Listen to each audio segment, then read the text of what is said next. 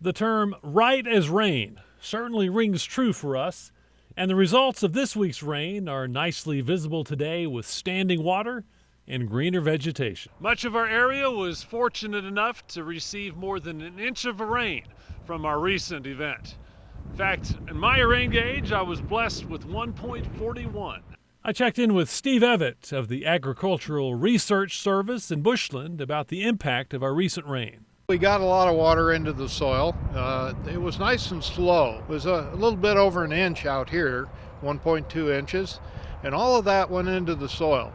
It was nice, slow rain, so it really penetrated very well. So Steve, I'm noticing after the rain that we're at least starting to see some green, and I'm wondering how that's going to affect our fire season. Well, what we have here is we have the buffalo grass, which is still brown, but we have some forbs too that are already getting green, and out in the grassland adjacent to here, we will see some of that sprout down below. The dead grass will start to get sprouts.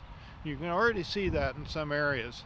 So that's going to give us some more green growth for the next few days, a week or so.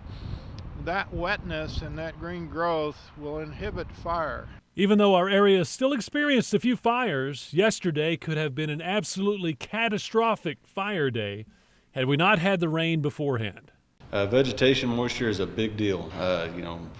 With that, if we hadn't had that wind or the rain and then experienced that wind that we had yesterday, it could have been a very different day. The chance of ignition on all of the vegetation was much less than it could have been. It could have been almost 100% probability of ignition. This rain could be a turning point in the fire season, but the experts are clear that this will only be the case if additional rain is on the horizon. If we continue to have these windy days, this moisture that the ground is holding right now is not going to stay very long. It'll dry out pretty quick, and we'll be back to very dangerous potential conditions. As we proceed into the season, if we don't get more rain, we're just adding fuel because that'll eventually dry. So the near-term prognosis is pretty good, but in the long term, we need more rain if we're going to keep the green vegetation going. Our rain came at a very good time right in the middle of fire season. It's nice to see the area greening up. That's good news.